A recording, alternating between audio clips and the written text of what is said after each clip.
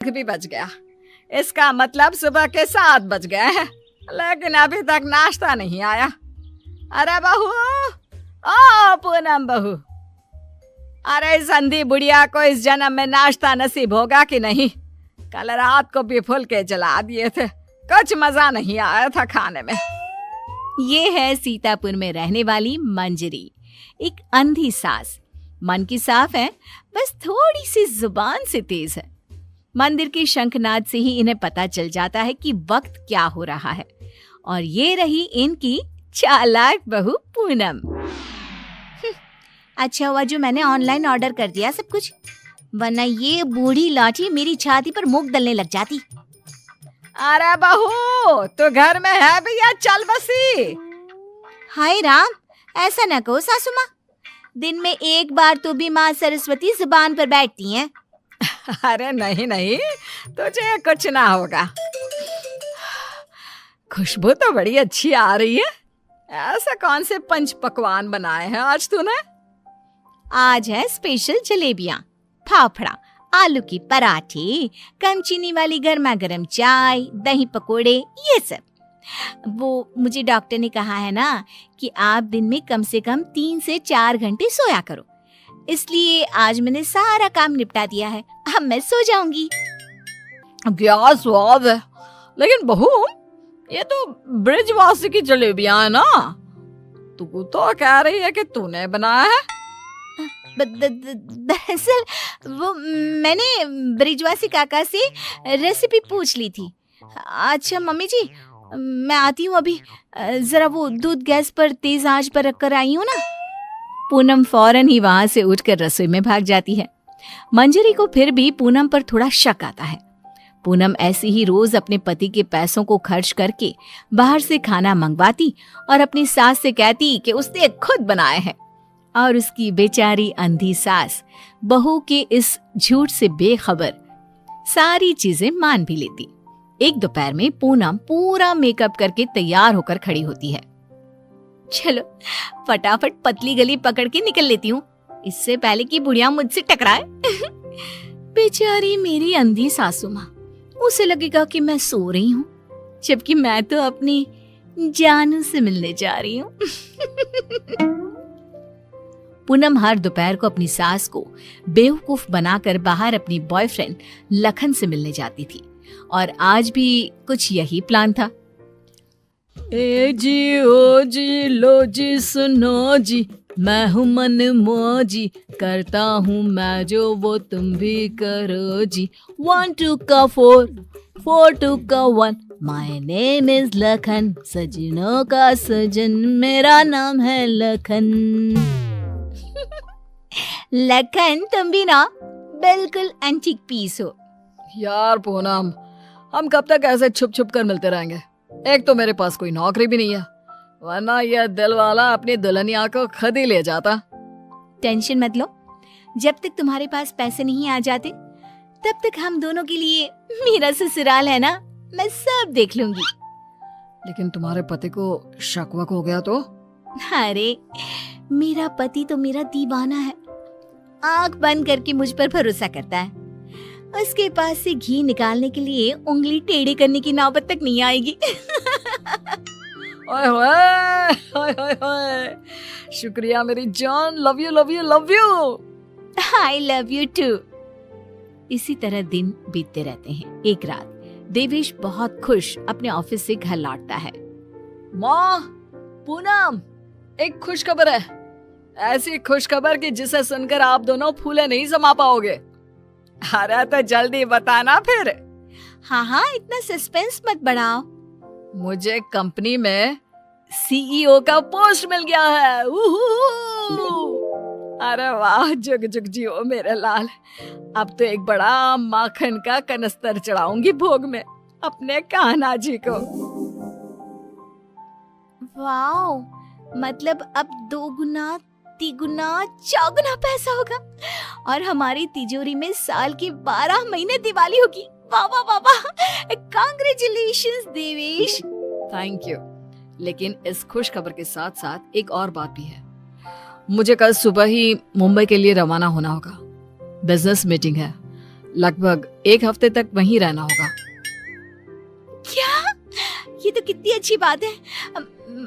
मेरा मतलब है कि आप मुंबई घूम भी लेंगे। कहते हैं ना, रात में मुंबई की सड़कें और नजारा काफी सुहाना होता है।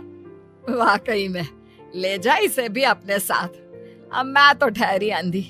डॉक्टर ने कहा है रोशनी कभी भी आ सकती है, लेकिन मुझे तो ना लगता कि इस जन्म में आएगी मेरी आंखों की रोशनी। कैसी बातें करती हो सासू माँ आप भी। मैं भला अपनी सास को छोड़कर कहीं जाऊंगी क्या?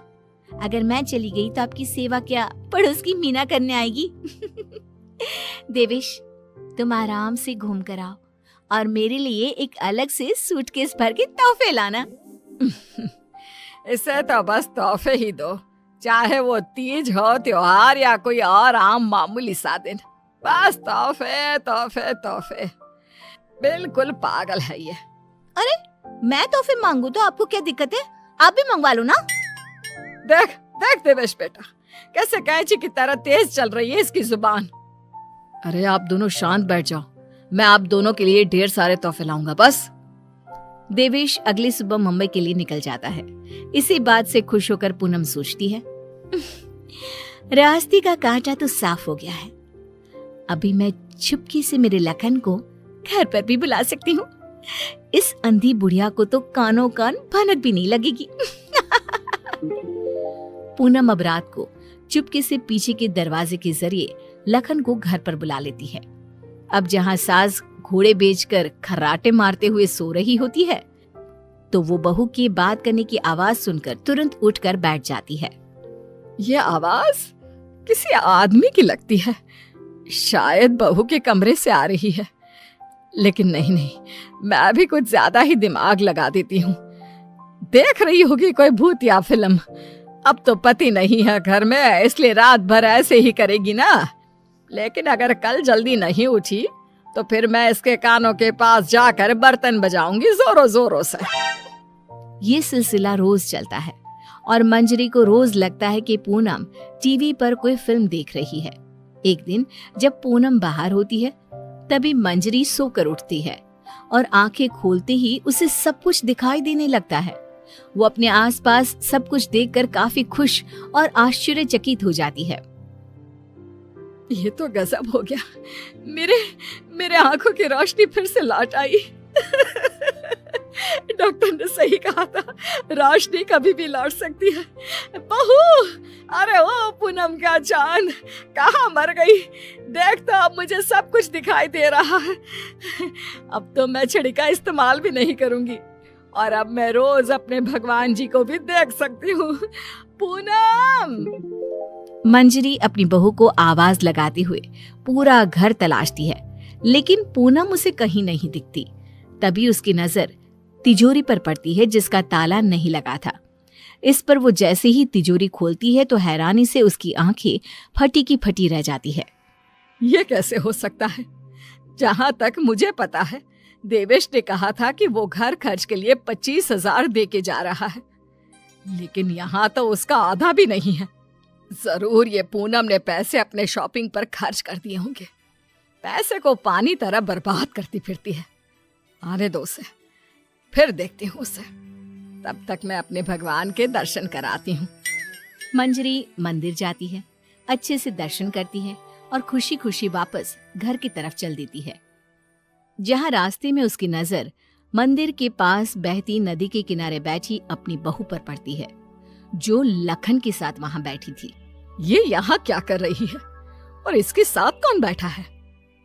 पता तो करना ही पड़ेगा।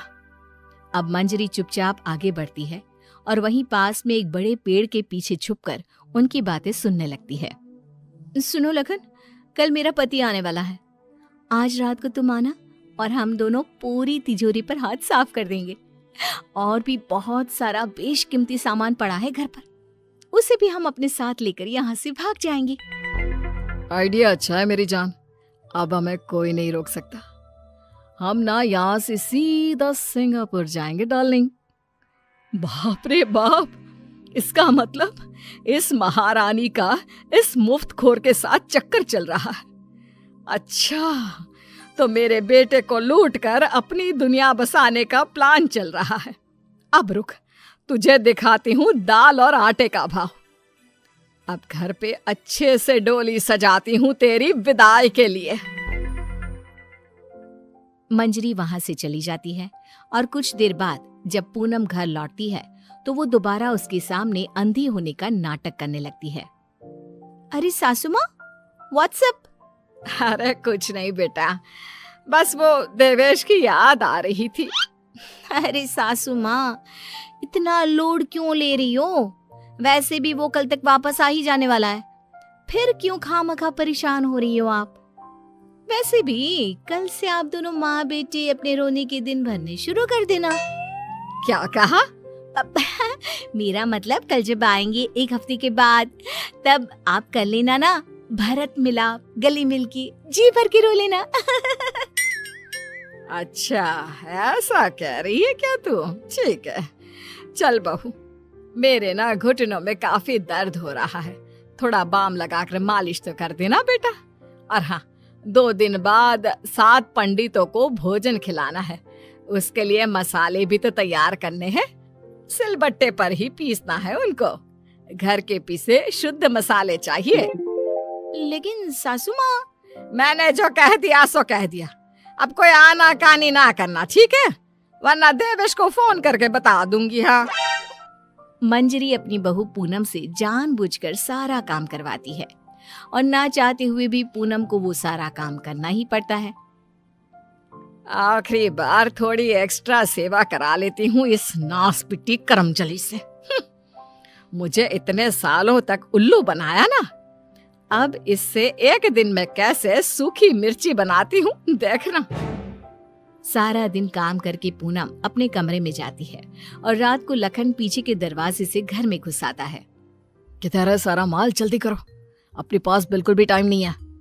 पूनम और लखन मिलकर सामान चुरा ही रहे होते हैं कि तभी वहां पर देवेश और मंजरी आ जाते हैं और उन्हें वहां देखकर पूनम और लखन के पैरों तले जमीन खिसक जाती है। देवेश, देवेश, तुम? सासू माँ, आप देख सकती हो? कैसे? तुझे क्या लगा तू हमें इस तरह चूना लगाकर आसानी से बचकर निकल जाएगी? पूनम, जो कुछ भी तुमने हमारे साथ किया है ना, मैंने कभी सपने में भी नहीं सोचा था कि तुम ऐसा करोगी। बहुत बहुत गलत किया तुमने। और तू लंगूर लखन, तेरी तो ऐसी की तैसी। बचाओ, माफ कर दो भैया, माफ कर दो। लखन हाथ जोड़कर खड़ा हो जाता है, लेकिन देवेश उसे नहीं छोड़ता। वो तुरंत पुलिस को बुलाता है और पूनम